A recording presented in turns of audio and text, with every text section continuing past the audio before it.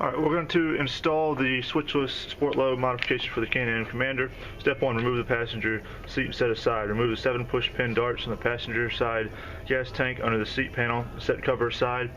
I did already move those. I'm taking also the 11 out for the panel to access side of the transmission.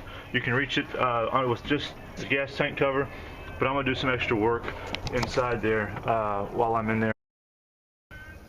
Now that we've identified our gear position sensor, I'm going to unplug it.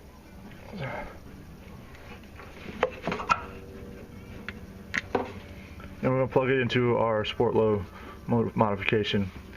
And you'll see that on one side of it, it's the locking tab there. It's got taper to it.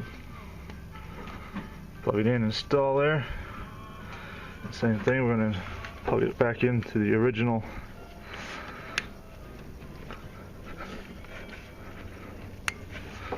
spot there, and then you see we've got a little extra wire here. What I'm going to do is protect this where it bends. I'm going to give it a little space. I'm going to zip tie it back and then secure all these extra wires, some zip ties, so they're not rubbing and chafing on the engine.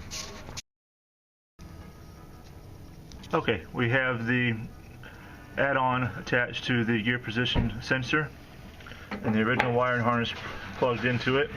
And what I did was I zip tied it back to itself, and then one zip tie around the whole bundle of wires. Keep everything tidy, secure. Alright, so what it does is it tricks your computer to thinking you're in high gear all the time, so you have the ability to turn on your sport mode with your original sport switch on your switch cluster here. So we go to reverse. We're reading R, neutral, we're in high. Says high gear right there, and then I can turn on the sport switch as usual, and then we'll switch it to low, and it still indicates we're in high gear. And now we can still activate sport mode. So that's what the computer does, what the harness does for you. Makes your computer think you're in high gear. So you just have to be aware of what gear you're in, not only relying on what the gauge cluster tells you. And so you know when to run high range and low range, what types of riding conditions to use. So we're going to fire it up, we're going to go for a ride and see how it performs in low range with sport mode activated.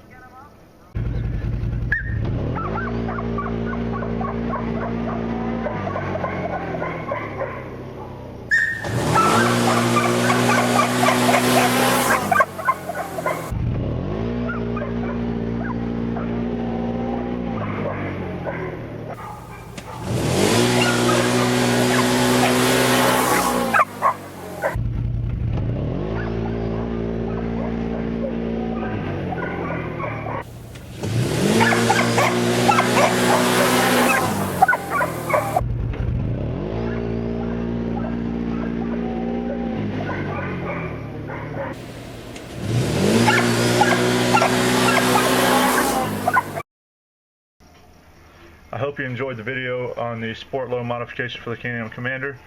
This recap, it was made by DZ Motorsports. Those guys are great to deal with. Give Rob a call, find him on Facebook or eBay.